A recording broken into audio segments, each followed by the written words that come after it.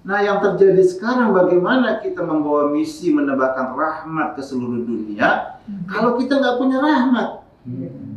Kalau kita kekurangan rahmat gimana mau dibagi? Faqidu syai' la yu'ti. Orang yang nggak punya apa-apa nggak bisa ngasih apa-apa. Tadi kita ngaca dengan teman-teman Tionghoa, dengan teman-teman Nasrani. Kenapa mereka mau berbagi? Boleh jadi mereka punya rahmat sehingga mau bagi. Kemudian sekarang ada fenomena kaum muslimin, kenapa dituduh yang jelek-jelek gitu kan? Nah, bulan Ramadan ini kita bulan evaluasi, jangan-jangan rahmat kita udah kehabisan. Masya Allah. Karena di antara ngumpulin rahmat itu Allah katakan, innamal mu'minuna ikhwatun fa aslihu baina akhawaykum wattaqullaha la'allakum turhamun. Bahwa sesungguhnya tiada lain orang-orang yang beriman itu innamal mu'minun ikhwatun, pasti bersaudara. Nah, kalau kita sesama muslim ya sulit banget akur, ya ada yang mau baik aja tadi ya disalahin, ya kan? Protes, ya kan? Nah, untuk itu supaya cepat bisa terjaga, setiap ada peluang-peluang yang akan terjadi perselisihan, Allah katakan faslih. Nah, itu Om Najib tadi itu. Cepat bikin faslih, gimana caranya? Mungkin dia kurang ilmu, kasih tahu ilmunya, ya. Mungkin dia kurang apa gitu, kasih tahu, ya. Kenapa kita kurang memberi banyak rahmat yang belum kita kumpulkan? Ya, rahmat sesama kita kurang senyum. Apalagi sekarang maskeran kan, mau senyum gak ketahuan, ya kan? Kan bibinya nangis kan. Nah, ada ilmunya. Ternyata senyum yang benar itu ketika kelihatan apa ada garis-garis di matanya, gitu. Jadi jangan senyum. Nggak ketawa senyum.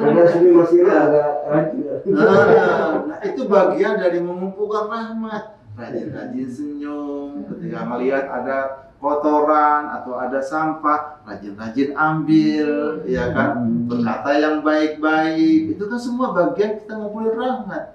Mungkin kita sebelum Ramadan ini kurang ngumpulin itu. Berarti mudah yang satu ngumpulin rahmat ya? Mudah. Nah, di bulan Ramadan ini bulan penghentian kita semuanya ihtisaban, evaluasi diri. Mungkin kita evaluasi. Kenapa ya? Coba kita ingat-ingat. Apakah di antara kerabat kita masih ada yang gak senang sama kita? Kita ingat tetangga kita masih ada yang kurang akur. Nah, itu bagian mungkin hal-hal yang gerobotin rahmat kita. Satu sisi kita sudah nyiapin rahmat, tapi masih ada yang gerobotin yang lain. Ingat kan sabda Rasulullah bagaimana atadruna minal muflis? Kamu tahu gak siapa yang bangkrut nanti di hari kiamat? Ya kan? Sahabat bilang, oh itu yang gak punya uang, oh itu yang macam-macam kekurangan dana dunianya gitu kan. Bukan itu.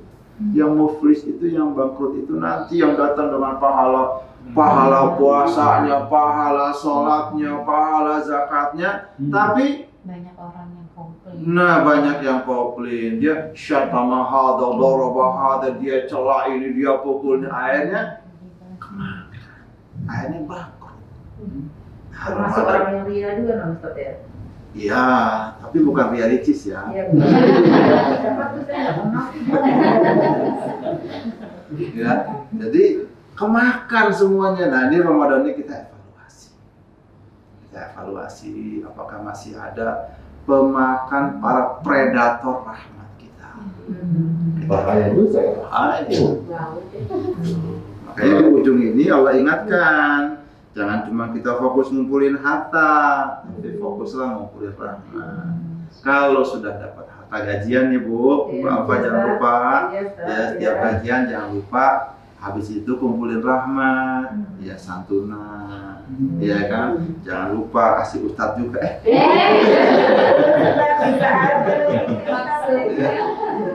Iya, kasihlah nebarin rahmat dengan niat yang banyak, niat yang double, Yang ikhlas ya Ustaz ya. yang ikhlas. Jadi ada dana dunia kita kumpul, tapi pada saat yang sama kita kumpulkan rahmat bersama dengan itu. Anak yatim, fakir, fuqara, ya. Om Nawi dengan kopinya, Yes. ya kan? Wah, dari tadi Bung Nawir ini dia diam-diam saja terus. Dari mana Apa mau ya, beli Ustaz? rahmat buat kopinya? Jadi tadi itu kalau kita memberikan santunan kepada saudara muslim, ya tepat sekali kalau kita katakan pahala bagimu, bahagia bagi mereka. Nah, ayo kita berbagi. Juga buat teman tadi tetangganya itu yang Pak Udi. protes, Iya, yang protes, jangan diprotesin lagi, kasih rahmat, kasih senyum. Nah, saya mau bawakan pisang ini. Nah, Ya. gitu. Ya.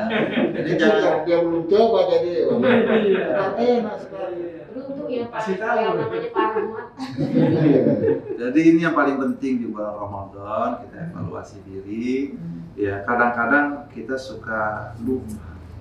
Ya, kita kalau pas kita evaluasi, kita lihat ternyata kita predator rahmat juga. Ya, sampai begitu. Karena kita lebih banyak menunggu menjadi konsumen kebaikan orang lain. Ya, berpikirlah sekarang menjadi produsen terus. Kalau semua kita ini menjadi produsen terus kebaikan, kan nanti akan surplus kebaikan. Nah, surplus kebaikan inilah yang akan membuat citra umat ini menjadi baik.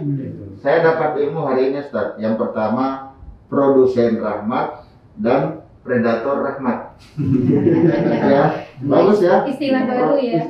Istilah baru nih, produsen rahmat dengan predator rahmat. Tapi kita ambil yang produsennya. Kita ada yang produsen. Berarti Ustaz, kalau seluruh elemen bangsa ini berpikir produsen rahmat, ya, umat ini akan cepat sejahtera dan damai, Ustaz. Betul. Dan ada baiknya juga, bangsa juga akan jadi lebih baik, Ustaz. Nah, kita kolaborasikan tuh antara keumatan dan kebangsaan, Ustaz, Betul. dengan produsen rahmat ini, Ustaz. Saya setuju tuh, Ustaz. Ya. Sama Pak Fikri itu. Pak Saya Fikri punya kan namanya? cerita. Itu WHO apa singkatannya? Waduh, bidang hubungan keumatan. Oh, bidang hubungan keumatan di salah satu bidang di Gelora ya. Betul. Ya, Betul. Saya ada cerita, mungkin ini bisa nyambung, bisa juga enggak ya. Tapi saya tertarik ya. Ketika saya ke puncak, ya, kebetulan sholat maghrib di sebuah masjid atau surau lah di situ ya. Nah, di situ saya dialog dengan ustaz setempat, ya, tentang puncak ini terkenalkan daerah maksiat ya. Ya. Tapi relatif itu bencana kurang, gitu. Itu hal yang menarik. Saya dialog dengan Rahasia Pak Ustaz. kan biasanya kan kalau daerah maksiat tuh ada bencana habis tuh. Iya. Ini puncak tuh kurang. Gitu. Nah, Ternyata, ya. ternyata ketika saya dialog dengan ulama ini, dia cerita begini Pak, kami juga tahu kalau ini tempatnya banyak maksiat. Lalu bagaimana kami mengantisipasinya? Ketika kami tahu di situ ada villa-villa yang isinya nggak benar, kami segera buat pengajian di sampingnya tuh Pak, kami zikir-zikir di situ. Ya Allah, saya bilang, iya. Ini yang kadang-kadang kita suka terlewat. Iya. Ya. Kalau kita melihat ada sebuah kejahatan, ada sebuah maksiat, janganlah kemudian kita respon dengan marah begitu. Ya, jangan kemudian kita tampilkan anarkis begitu. Ya. Mungkin ada pintu-pintu lain yang rahmat Allah masih buka. Gitu.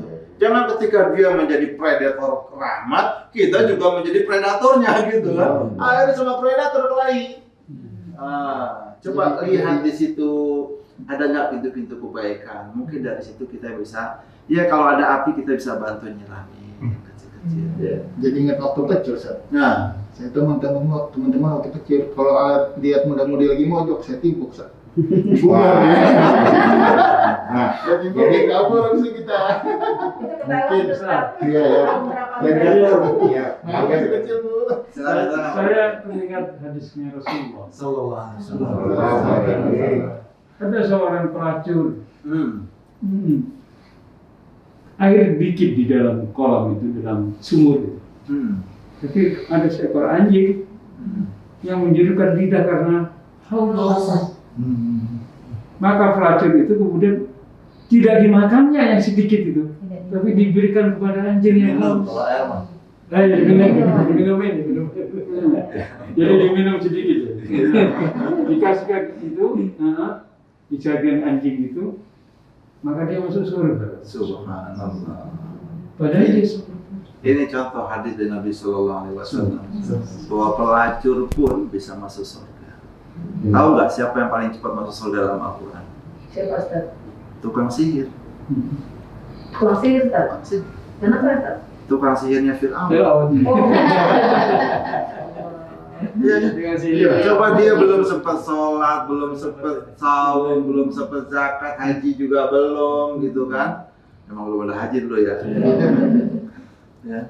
Tapi sekali dia ngelihat tanda, langsung dia tobat. Langsung ya. Diancam sama Fir'aun, bakal disalib, dibunuh bersilang, nggak masalah. Jadi jangan melihat orang itu dari sisi penampilannya, karena boleh jadi dia lebih cepat duluan masuk surganya. Ya, jangan kita merasa sudah lebih baik, lebih soleh. Nah ini Ramadan nih, hati-hati. Banyak ibadah, kadang-kadang kalau kita kurang mengevaluasi diri, ya kita merasa lebih baik. Justru di sini jalan keplesetnya kita. Padahal jelas Ustaz ya. Fala tudzaku anfusakum huwa a'lam Biman itu. Dasar betul Al-Quran itu ya. Ada seorang imam besar di mazhab Syafi'i namanya Syekh Imam Syirazi. Imam Syirazi ini dia bercerita di masa kecilnya dulu. Dia sholat malam bersama ayahnya di masjid. Nah, lagi di masjid itu dia lihat banyak orang pada tidur. Lalu dia komen, kenapa nih orang nggak bangun sholat malam 2 rakaat ya? Ya. Kata ayahnya? Nah, lebih baik tidurmu itu lebih baik dibandingkan bangunin kamu. Jadi kalau tidur itu nggak dosa. Ini gara-gara ngomong lihat orang pada tidur kamu mau sholat, ya kamu jadi berdosa. Jangan merasa lebih baik dari orang lain. Ya. Karena Rasulullah SAW aja istiqomahnya itu juga dibantu oleh Allah Subhanahu Wa Taala. Laula an thabbatnaka laqad kita tarkanu ilaihim syai'an qalila. Kalau tidak Allah yang kuatkan hatimu, kamu tentu bisa. Jadi sabatnya istiqomah kita itu karena bantuan Allah Subhanahu Wa Taala. Asik ya nih. Asik banget. Ngomong nih Ustaz, kita ini di bidang keumatan.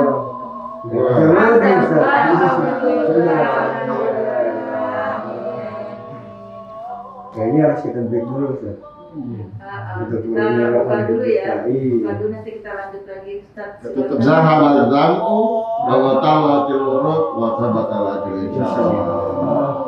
Ya itu kalau puasa ini Ustaz. Aroma kopi Nabil. Hijau pisang hijau. Kebagian ngomong ya. Ayo kita sama ya. Jangan baca kifarat majelis subhanallah wa bihamdihi. Bismillah, ayo kita berbuka. Makan lagi makan.